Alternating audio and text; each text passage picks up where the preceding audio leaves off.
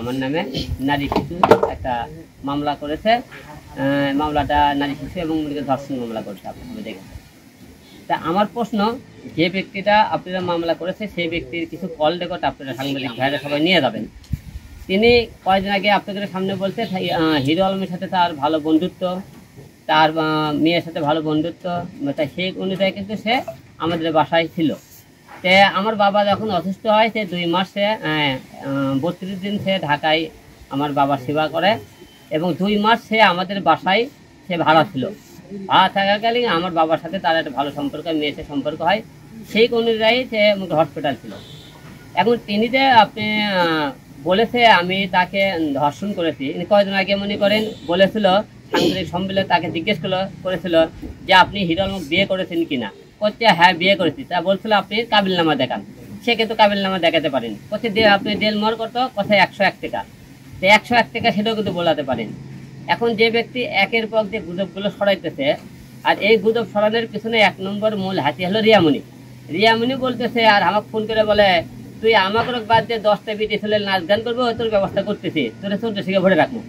রিয়ামণি কিন্তু রিয়ামণি আমাকে মনে কি তার কাছে আটকানোর মতো কোনো রকম তথ্য প্রমাণ তার কাছে নাই, কারণ তাকে তখন ডিভোর্স হয়ে সে আমাকে আটকাতে পারতেছে না। আর এবার ডিভোর্স তার নিজের ভুলের কারণে সে ডিভোর্স হয়েছে, এই কারণে সে যে আমার বিরুদ্ধে মামলা করবে তাও করতে পারছে না। তার যে মনে করেন কাগজ সেটা আমি তাকে বুঝিয়ে দিয়েছি। এখন মাঝখানে সে এই মেয়েকে খেলতেছে। এই মেয়ে একবার বলতেছে, মেয়ের নাম হল মিথিলা, আপনারা সবাই জানেন। এই মেয়েটা একদিন পর পরই সে লাইভ এসে কান্না কেটে করে করতেছে। রিয়ামণি আর ওই 2 দিন সাংবাদিক সম্মেলন করতেছে, সে অনেক কিছু বলতেছে, দেখতেছেন। এখন প্রশ্ন হলো যে আমার মেয়ের বয়স হলো 13 বছর। 13 বছর আমার মেয়ের বয়স। সে আমার মেয়ে তো 13 বছর বয়স, সে তার বলতেছে তাই নাকি প্রেগনেন্ট ছিল। প্রেগনেন্ট ছিল কত মাসের, সাংবাদিক জিজ্ঞেস করতে 1.5 মাসের।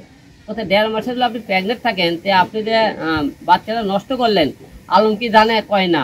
আপনি কি গর্ভবতী হয়েছে, আলম জানে, কয় না। তে আলমের মেয়ে 13 বছর বয়স, সে তোমাকে বলো বাচ্চা নষ্ট করো, তুই বাচ্চা নষ্ট করলে কাক দিয়ে কাজ শুনে। তে আমার কথা হলো যে সে যে সমস্ত বক্তব্য দিতেছে যে রিয়ামণি তাকে দিয়ে এই চালটা খালাইতেছে এবং সে মানুষের কথা উনি চলতেছে। আমার কথা আইন চাই, সাক্ষী প্রমাণ। আপনি তাদেরকে বলবেন তার সাথে আমার যদি বিয়ে হয়েছে বিয়ের কাগজ দেখাবেন এবং তার তোর বাচ্চা পেটে থাকে, সে 1.5 মাস আগে তোর বাচ্চা পেটে এসেছিল, সে বাচ্চা আমার মেয়ের কথা উনি সে নষ্ট করেছে, আমার কথা বলেনি, তা আমি জানিও না। তো তার সাথে যে আমার শারীরিক কোনো সম্পর্ক থাকে সেই প্রমাণ আপনাকে দেখায়, কারণ ওই মেয়ে সম্পূর্ণ আপনাকে আমাকে হ্যারাসমেন্ট করার জন্য এমনই এই খেলা খেলতেছে। আর প্রশ্ন হলো যে আপনারা কয়েকদিন পর পরই আমি মিডিয়ার সামনে কথা বলতে চান, এই যে আর আমার সম্মান মান কয়েকদিন পরে হয়রানি করার চেষ্টা করতেছে, অবশ্যই এদের বিরুদ্ধে একটা মানহানি মামলা অবশ্যই করবো। এরা তো এই তথ্য প্রমাণ করতে না পারে, রিয়ামণি এদের নামে অবশ্যই কিছু মামলা করবো। মূলত কথা তারা আমার সম্মানটা হানি করার জন্য উঠে পড়ে লেগেছে আর কি। আপনাদের কাছে এই জন্য আছে, তারা যে আমার বিরুদ্ধে মামলা করেছে সম্পূর্ণ মিথ্যে বানর, এবং সে বলেছে মিডিয়াতে হিরো আলমের কাছে আমি কাজ করার জন্য গেছিলাম, কাজ করে আমাকে নায়িকা বানানোর কথা কয়ে সে এই কথা বলছে। আপনি ভালো করে খবর নেবেন, ওই মিডিয়ার কোনো ব্যক্তি না। তার মনে করে স্বামী আছে, তার স্বামীর নাম হল চমন, 2টা ছেলে সন্তান আছে ওই মেয়েটা, যে মেয়ে আমার সাথে বিয়ের কথা বলতেছে। এবং তাদের সেই মেয়ের স্বামীর সাথে মান অভিমান চলাকালীন তার সাথে পরিচয় হওয়ার পরে জাহিদ নামে একটা ছেলের সাথে তার এরা পরকীয়া স্বামী ধরার পরে সেই জায়গার থেকে সে মনে সম্পর্ক হওয়ার পরে আমার মেয়ের সাথে তাদের সম্পর্ক হয়। আমার পরে ঢাকা শহরে থাকার জায়গা হয় না, তখন আমার মেয়ের সাথে আমার বাবা ভালোবেসে আমাদের বাসায় তাকে 2 মাস রাখে। 2 মাস রাখার পরে এখান থেকে তার জামাই আবার চাপ দিলে সে এখান থেকে ঢাকায় আবার চলে যায়, বাসা ভাড়া নেয়। সেখানে নিয়ে যাওয়ার পর মনে করেন আমার বাবাকে সেই সেবা করে।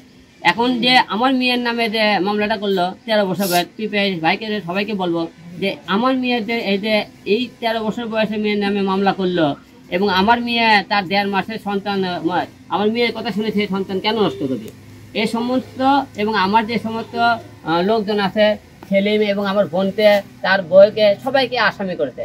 আমার কথা তুমি হলো যে এখানে এতগুলো লোক আসামি করলে এরা কি কোনো টাকা ছিল? তুমি বিয়ের কথা বলে তোমার বিয়ের কোনো সাক্ষী প্রমাণ আছে? তাহলে কেন তারা আমার এই সম্মান হানি করতেছে? আর সম্পূর্ণ একটা শ্রেণীর লোক আগে থেকে হিরো আলম হ্যারাসমেন্ট করার চেষ্টা করতেছে অনেকভাবে। আসলে ওই তো মিডিয়ার লোকই না, তাকে 15 লাখ টাকা ফিমাস, সে তো মনে করেন বাসা ভাড়া দিতে পারে না। ঢাকা শহরে তখন বাসা নাই, তখন তো টাকার অবশ্যই আমার বাসায় আছে ভাড়া থাকতে, সে 15 লাখ টাকা সে পাবে কোথা থেকে? 15 লাখ টাকা দেখলে তো সে দিতে পারবে। আর 15 লাখ টাকা যে আপনাকে মিডিয়ার সামনে বলতেছি 15 লাখ টাকা আমি যদি নিয়ে থাকি এগুলো সাক্ষী প্রমাণ দেখাতে পারে, তাহলে অবশ্যই 15 লাখ টাকা আমি দিয়ে দেবো, যে সাক্ষী প্রমাণ দিতে পারলে। যে কোনো জিনিসই যদি মনে করেন বিয়ের কথা বলতে পারে, সে বিয়ের কাগজপত্র যদি দেখাতে পারে, তাকে আমি বউ হিসেবে গ্রহণ করে নেবো। সে যদি মনে করেন যে সমস্ত কথাবার্তা বলতেছে সে যদি প্রমাণ দিতে পারে আমি আপনাদের মধ্যে কথা বলতেছি, আমি সব কথা আপনাকে আইন আদালতে যে শাস্তি হবে মাঠে পেতে নেবো। আদালত এই সমস্ত কথা সে প্রমাণিত না করতে পারে, তাহলে কিন্তু তাদেরকে কিন্তু শাস্তি হতে হবে। ওরা মনে করে ধর্ষণ মামলা তো সোজা না। এখন ধর্ষণ মামলা সরকার নিয়ম করছে, কেউ যদি মুখে ধর্ষণ করে ছেলেটা যত অপরাধী, মেয়েরও তো এতটা অপরাধী। এখন সময় 2 জনের মনে করে খালি মামলা করলে না, মামলা তো অনেকে ধারা জানেন না। আপনারা কয়দিন ধরে সবাই জানেন আমার 3টে বিয়ে হয়েছিল। আপনার প্রথম পক্ষে বইয়ের নাম সুমি জানেন, দ্বিতীয় পক্ষে নুসরাত, তৃতীয় হলো আপনার রিয়ামণি ছিল। 3টে মনে করেন 2টাই মেয়ে মিডিয়ার মেয়ে ছিল, একটা আমার মনে করেন হলো গ্রামের মেয়ে ছিল। এখন আমার 3টে বউ কি কারণে সেটা কিন্তু আপনাকে উদাহরণ করে দিয়েছি।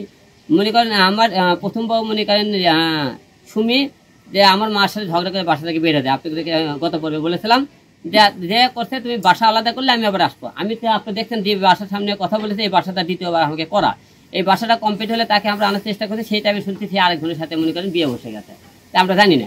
দ্বিতীয় নুসরাত আসলে নুসরাত আমার জীবনে আসার পরে বললো আমি তোমার সাথে সংসার করবো, সব কিছু করবো, কিন্তু আমার 10 জনের সাথে শুটিং করতে দেওয়া লাগবে। আমি তোমার সাথে বিয়ে করছি নায়িক হওয়ার জন্য।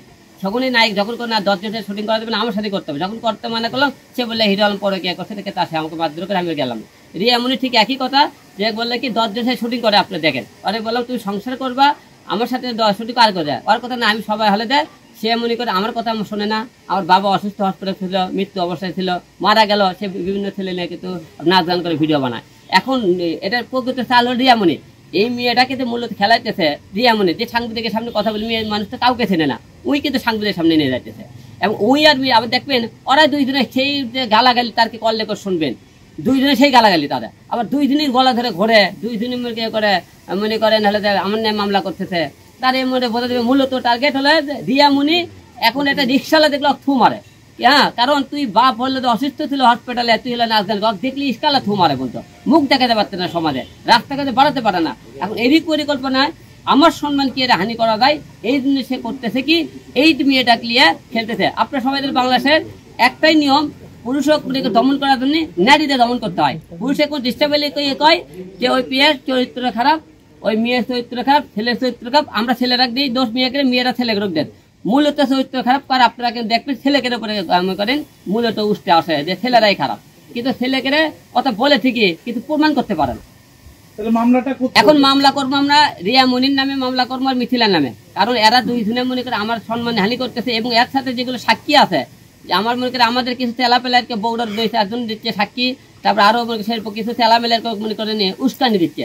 যে সমস্ত উস্কানি দিতেছে তাদের আমি কে তাদেরকে উস্কানি দিচ্ছে, তাদের বিরুদ্ধে ব্যবস্থা হবে। কারণ আমি 2 দিন পর পরে আপনি কি মিডিয়ার সামনে এটা কেন এত কথা বলবো, এই আপনাদের কেন 2 দিন পর কথা বলবো, আমার সম্মান হানি করার উঠে পড়ে কেন লাগছে?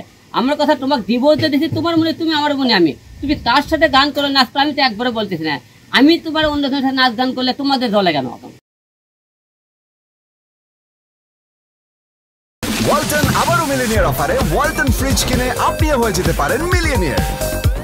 মিলিনিয়ার ছড়াছড়ি দেশ জুড়ে, এটা শুধু ওয়ালটনই পারে।